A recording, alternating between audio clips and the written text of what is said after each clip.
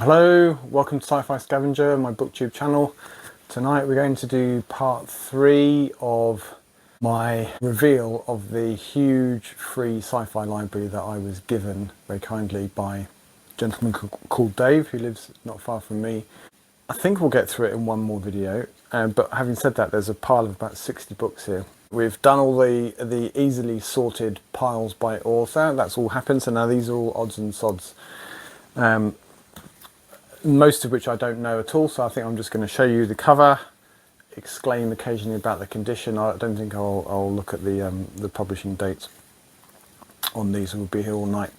So first up then is Sub by C.C. McCap, not someone that I know anything about.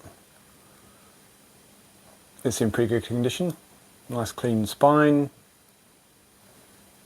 It might be a US edition, don't think so. 1971 that's from, so there's broken my rule on the first one, looked up the publication date. Then we've got Mind Swap by Robert Sheckley, very trippy cover, again in pretty good condition for its age, bit of creasing on the spine. And we've got Theodore Sturgeon, E Pluribus Unicorn, another great cover. That's an old late 60s Panther science fiction, 1969, yeah.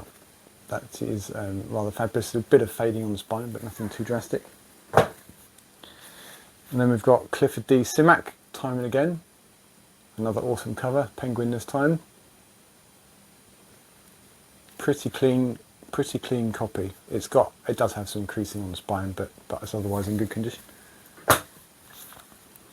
Then we've got one I've never heard of, The Green Rain by Paul Tabori. That will date from the late 60s, I would think. Cover's okay. Probably not in fabulous condition. There's a bit of lean on the spine, but okay.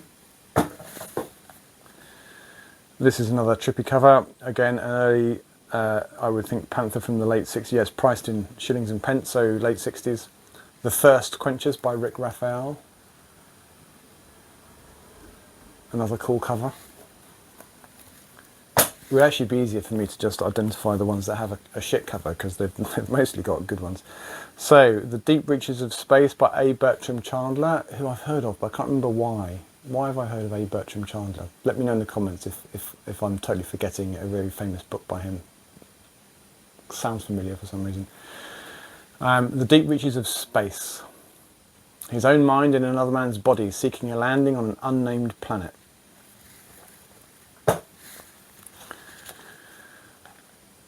Joseph Green, The Loafers of Refuge. Do you think that's referring to shoes, like loafers? Is there a specific pair of loafers that they needed to wear in order to seek? I don't know. Maybe they're just lazy people in refuge. Oh, here we go, look. Far distant on the colonised planet of Refuge live the Loafers, a race of remarkable telepaths in very comfortable shoes. It doesn't say a bit about shoes, just that the telepaths. Felix Gottschalk, Growing Up in Tier 3000. It looks like a US ace. Again, in very tidy condition, a little bit of chipping on the spine, but nothing drastic. John Boyd, The Rake Hells of Heaven. Our first boobs of the day, although in silhouette, so I suppose that's okay. In really very tidy condition. There's a little bit of a scuff on the bottom there, but otherwise very tight. William F. Temple, The Flesh Pots of Sansato, with a scantily clad lady on the front. Very tight, very tidy, late 60s.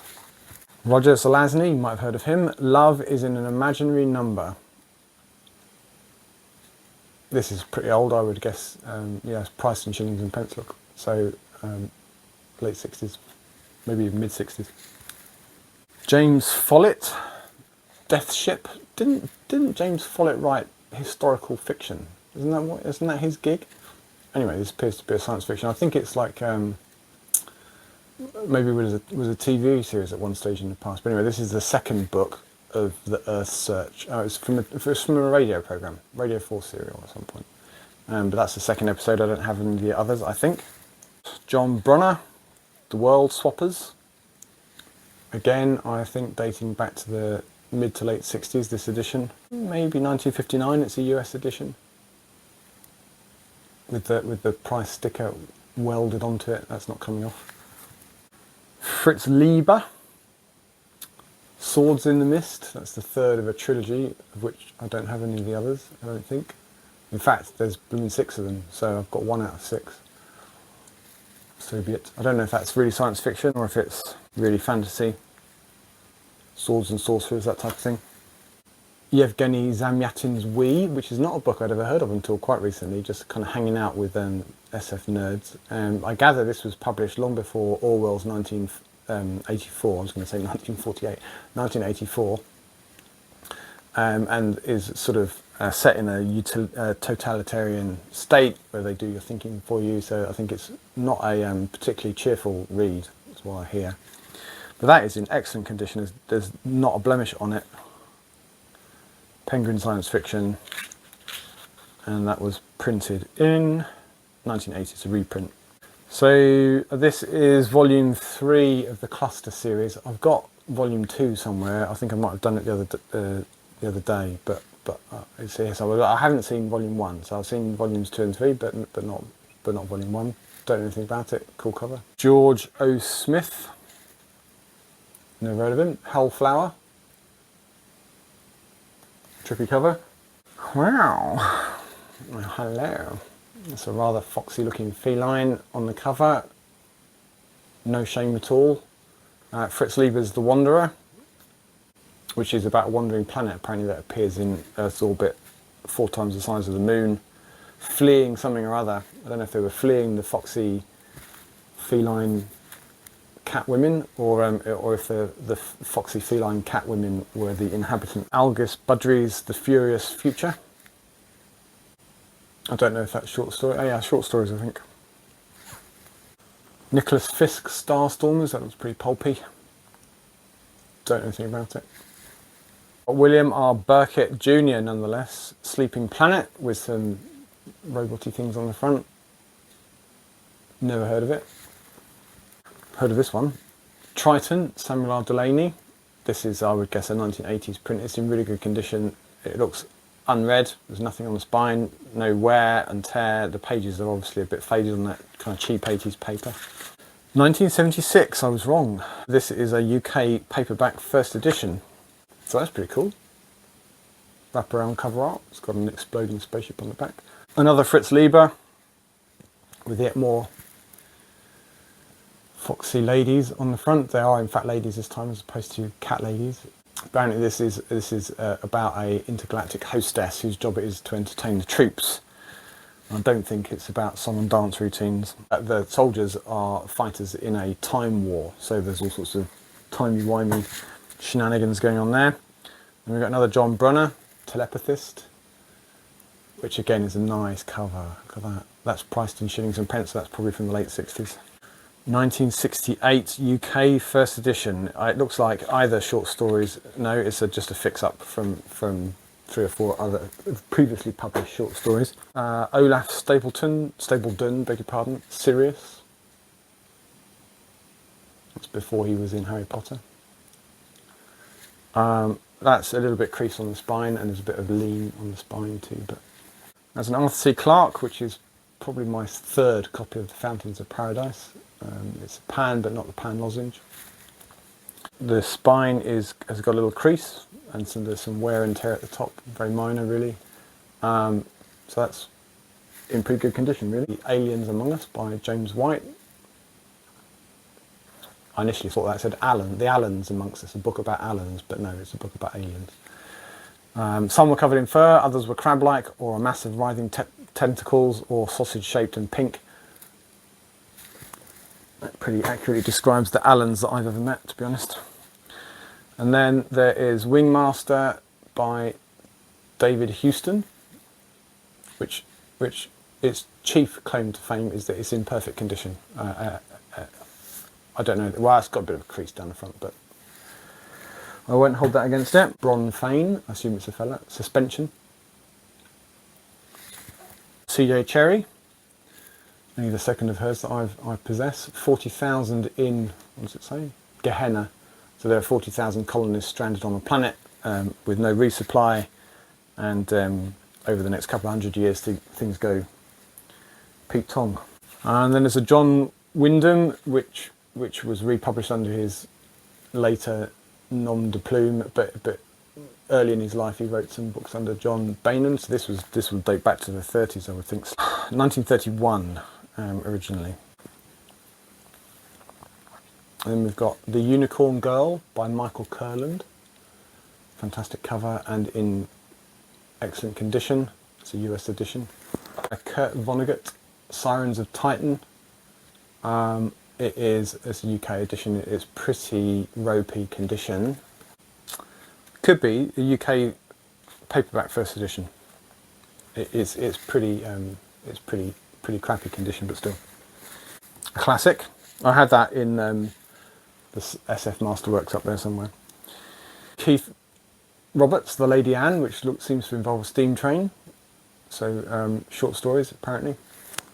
And we've got A World of Difference, Robert Conquest, a name I'm only familiar with because he co-edited with Kingsley Amis the Spectrum short story collections in the 60s. I hadn't appreciated that he was a science fiction author, but clearly he is. This was published in 1970. It's a sphere. It's in pretty good condition. It's got a bit of a crease in the spine and a bend, but otherwise it's in good nick. Edmund Cooper, A Far Sunset. Wacky cover, welded. Price zero, the princely sum of 7.5p. Those were the days. And then, slightly jarring, the novelisation, if that's a word, of the Battlestar Galactica movie of the late 70s, early 80s, which as I recall was pretty tragic. But it's got stills from the movie in the middle, which teenage me would have appreciated. And it's in really very good condition. It was published in 1978. Outlaw of Gore by John Norman. I don't have any of the other Gore books. I think it's strictly fantasy, really. It involves another planet and it involves travelling there, so I suppose it's science fiction on that basis alone, but there seems to be a lot of swords and sandals going on in there. Charles Chilton, Journey in Space, with an old school rocket. Elon Musk, eat your heart out. And then we've got Fred Hoyle, Ossian's Ride. I've got 2 or 3 of Fred Hoyle's books now. I didn't realise he was a particularly prolific SF author, but that's an old NEL Foursquare edition, which will be from the late 60s, I would guess. Let's just indulge. 1967, yeah. I'm by Lormer. I'm not sure who Lormer is. Somebody Lormer. Keith Lormer, there we go. So that's 9 short stories. In Sphere, cool cover. So that's something pretty pulpy. Neil R. Jones, Space War. Another Lee Brackett, I've got 2 or 3 of hers now. I mentioned her the other day, author of Long Tomorrow, which I read and very much enjoyed a few days back. The Big Jump, which I don't think relates to basketball.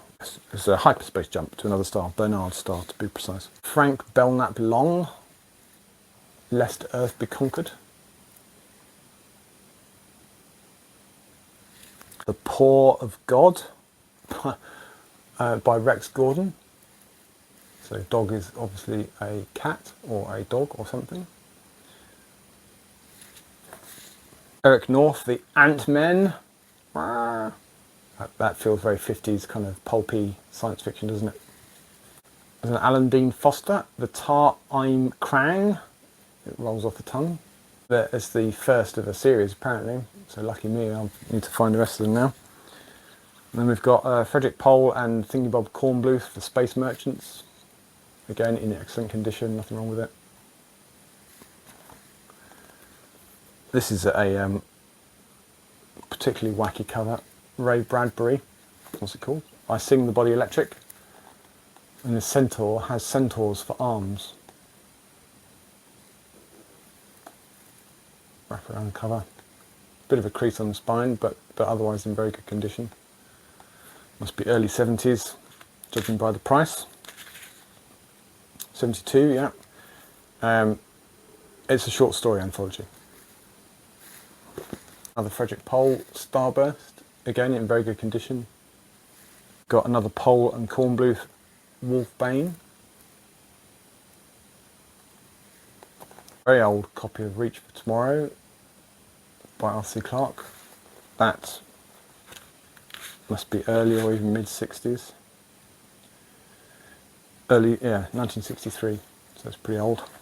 Frederick Pole Slave Ship.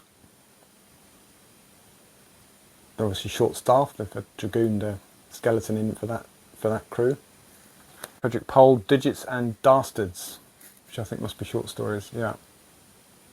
In 6 short stories and 2 experiments with digits, Pole creates illusions, tales of man's plunge into the universe, of confrontations with alien beings, of the macabre twists that science and the future may hold. There's a double, so next library, Robert Sheckley. It's got Mind Swap, which I think we already had a copy of, and then the Status Civilization. I don't think those 2 books are related, other than both being by Robert Sheckley. Michael Moorcock, The Mad God's Amulet. There might be a dog in there too, who knows. That's book 2 of something or other. Book 2 of the Runestaff trilogy. Clifford Simak, The Werewolf Principle. In the Pan livery with the SF thingy, there's quite a few of those. No Future in It by John Brunner. It's quite an 80s cover. I wonder when this was printed. Paradox Men by Charles L. Harness, with an introduction by Brian Aldiss.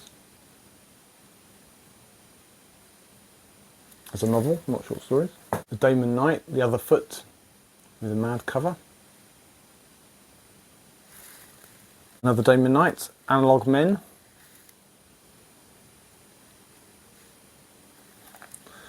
Which is from the 60s because it's priced in shillings and pence. Late 60s maybe, let's see. Can we tell? 1967. And that is very clean. It's got the occasional scratch on the cover, but the spine is clean and bright. No, there's a bit of lean maybe where it's just shelf lean, but there's no creasing or chips or anything like that. It's in good nick. And then we've got a few D.F. Joneses. Volume 1 in the Colossus trilogy. It's a technological horror story, a combination of cybernetics and suspense that adds up to real SF. And then there's a second one, The Fall of Colossus. And then, to round it out, we've got Colossus and the Crab, which is the final book in the trilogy, apparently. Bound in Time. It's not an author I've ever heard of, actually. I don't know anything at all about him. I'm assuming it's him. D.F. Jones in Panther from the early 70s, I would guess. Don't Pick the Flowers, which I think is a novel. It's not short stories, it's a novel.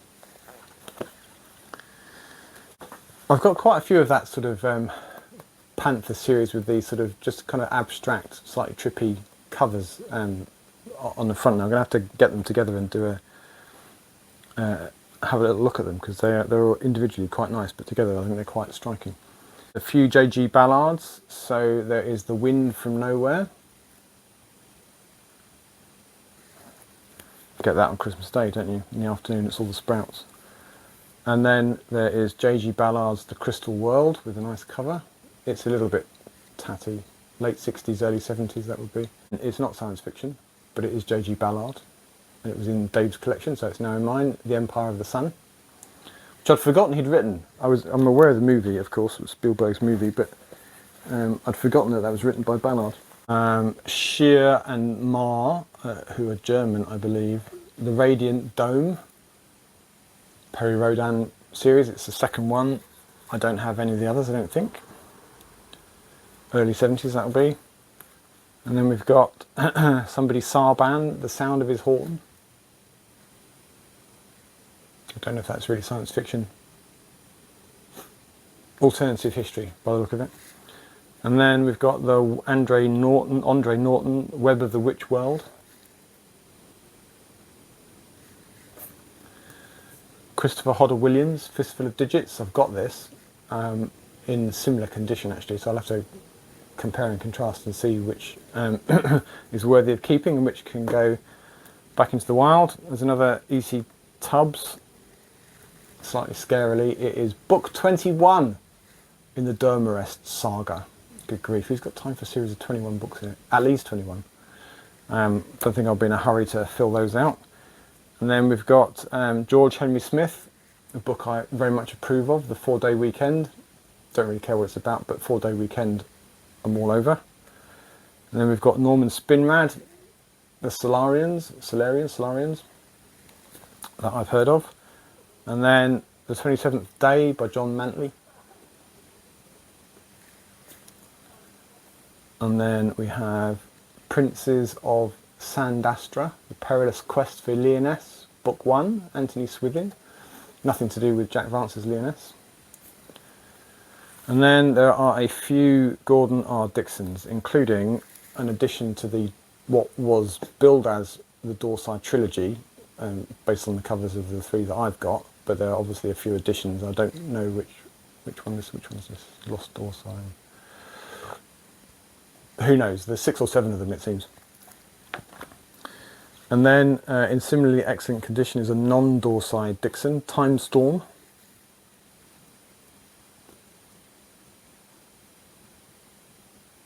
That's in very good condition. And then, finally, Masters of Everon. So that is, I think, all of the novels. Must be well over 200 of them. Now what's left is a shelf full of science fiction short story anthologies. So we'll do those next, I'll just grab them. Actually, I was wrong. There's a few stray novels that were on the same shelf, so we'll do these first. And there's a few Jerry Pournells. There is Janissaries, which sounds like something that should be stuffed somewhere where the sun doesn't shine. Timey-wimey soldiery thing, I think. And then another one, High Justice. That looks more like it. Spaceships and everything. So Jerry Pournell, you probably know, is a frequent collaborator with Larry Niven. They wrote the Moat in God's Eye, and they wrote Footfall and a bunch of other things together.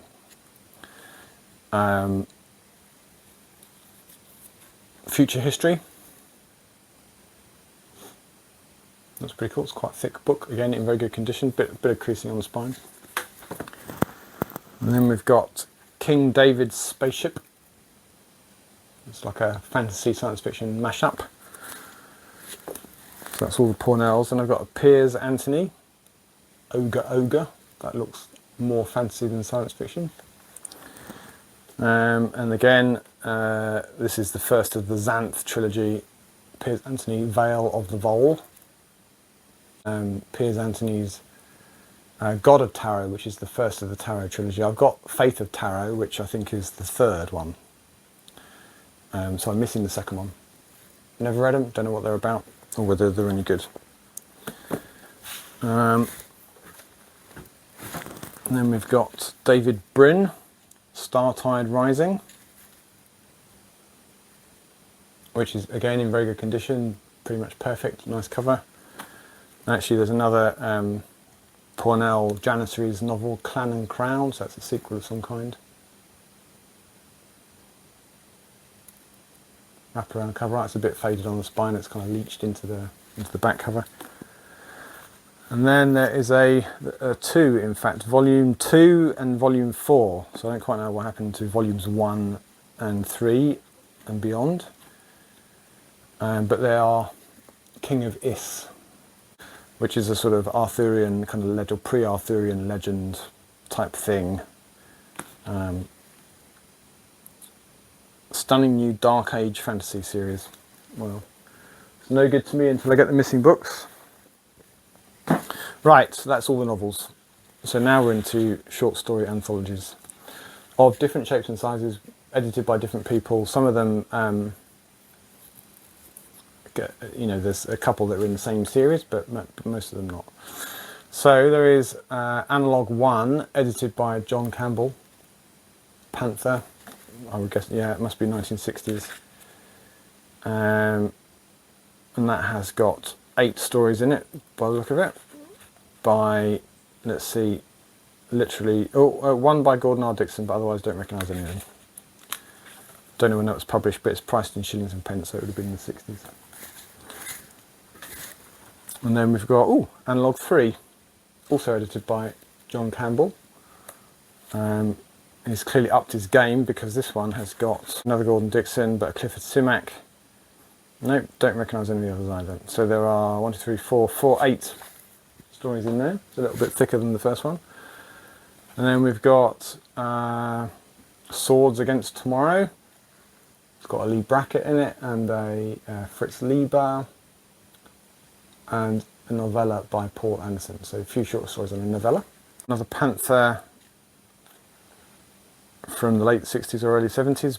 Best sci-fi stories for New Worlds 4. So New Worlds must have been a short story magazine, edited by Michael Moorcock. And then there is the Hugo Winners, edited by Isaac Asimov. That's a pretty weighty book. That's got some pretty impressive. It's got Walter M. Miller, it's got Arthur C. Clarke, Avram Davidson, Clifford Simak, Daniel Keyes, Paul Anderson. So there's some pretty weighty folks in there. And then we've got the 8th Galaxy Reader by edited by Frederick Pohl. I assume that means that there were previous 7 editions of that, but I've only got that one. The Future Makers, edited by somebody called Peter Haining. That's got a few quite famous people in it. Let's see, Aldis, Asimov, Bradbury, Clarke, Heinlein, Sheckley, Sturgeon. 7 Trips Through Time and Space, edited by Jeff Conklin. Cordwainer Smith has a book in here, story in here. So does Frank Herbert. So does Larry Niven. So there's a good few pretty well-known authors in there. This has got 4 novels in it. Quite slim ones, I would guess, by John Brunner, Harry Harrison, Evan Hamilton, and Robert Silverberg. The Silverberg is Hunt the Space Witch. The Brunner is The Man from the Big Dark. So they can't be terribly long, because it's quite big print too, so it must be quite short novels. Okay, we're almost there. And then we have a Penguin science fiction anthology from the 60s, called creatively More Penguin Science Fiction, edited by Brian Aldiss. Let's see if I can see who's in here. Asimov, Clarke, Harrison, usual suspects. And then we've got one here edited by Damon Knight, the aforementioned Damon Knight, Nebula Award Stories 1, The Tree Lady. And that's got Aldiss, Ballard, Zelazny, Harlan Ellison, Larry Niven. Pretty distinguished company. And then I've got Spectrum 1, an anthology of science fiction, edited by Kingsley Amis and that fellow Robert Conquest we were talking about earlier. So I've already got this, but in a more recent edition, the Rainbow edition. But I've got volume 5 of this in this series, dating back from the 60s. So I'll just have to see what comes next, what I find next. This is pretty tatty. Escape to Earth. Just a random collection of stuff. Sheckley is the only one I recognise, actually, Robert Sheckley. And then this is the New SF, an original anthology of modern speculative fiction, edited by Langdon Jones. So that's got Aldiss, Ballard, Thomas Dish, Michael Moorcock, and a few others that I don't recognise. This one is called Gods for Tomorrow.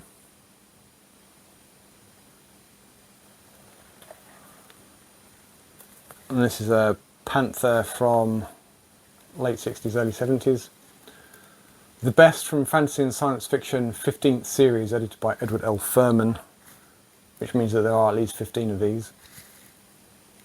And in fact, the next one is number 13 in that same series from the late 60s. In this one, there is an Alfred Bester, there's a Ballard, there's a Jack Vance, there's a Harry Harrison, and in the other one, there's an Asimov, Fritz Lieber and an Avram Davidson, amongst others. Either a huge relief to you or sadly, is the Best SF2. So again, there's several of these, I know, because the next one is Best SF4. So I don't know how far they go up. I don't know how many stories that are in here. It's edited by Edmund Crispin. Let's have a quick shifty. There's definitely goes up to 5 because there's 5 in the front cover here. Let's see who we got. Kornbluth, Bester, Aldis, Asimov, Sturgeon, Bradbury, Simak, Wyndham, Heinlein, Dick, Clark. So, you know, throw a dart at that and hit a good story, couldn't you? This is number 4 in that same series. And let's have a very quick look, see who's in here. Daniel Keyes, I only recognise 2 of them. Daniel Keyes and Brian Aldiss. The rest of them, not a clue. I don't know how well you can see that, you might recognise them. And then we've got a sort of slightly randomer one, I think a collection from a magazine called Authentic Science Fiction. Don't know who's in that. Let's see if we can see. There is a novel, a short one, a novelette, even shorter, and then a bunch of short stories by nobody I recognise apart from A. Van Vogt, who's got like 6 pages. And then another Best of Sci-Fi, edited by Groff Conklin. 17 of them, called Infinity. And that's got Asimov, Bradbury, Sturgeon, Rudyard Kipling of all people, Ian Forster, Frederick Pohl and others.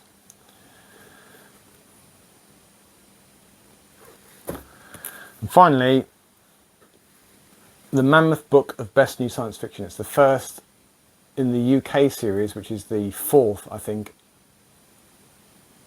in the US series. So the US series started 3 books before the UK one. So the same book in the US is number 4 in their series, I gather, and this is number 1 in the UK series. And that has got Bruce Sterling, also Scott Card, Damon Knight, Kim Stanley Robinson, Greg Bear, Robert Silverberg, many more. And these are pretty chunky books. I've got number 15 and number 1, so of the 30 odd that there are in the UK series now, I've now got 2. Right, well that is everything. So that, over these 3 videos, has been the whole of Dave's lifetime collection of science fiction, which he very kindly gave to me, completely free of charge.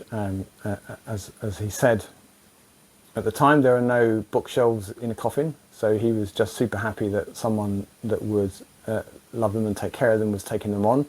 I did promise him a library tour at some stage, so he's going to come round and have a nose at my entire collection, which is going to be probably a third his, to be honest. But anyway, so that's everything. Thanks for watching. Let me know in the comments if anything particularly caught your eye that you want to draw my attention to. But otherwise, we'll see you in the next video, which may well be another haul, because I do have a stash of books I need to share with you all. Thank you and goodbye.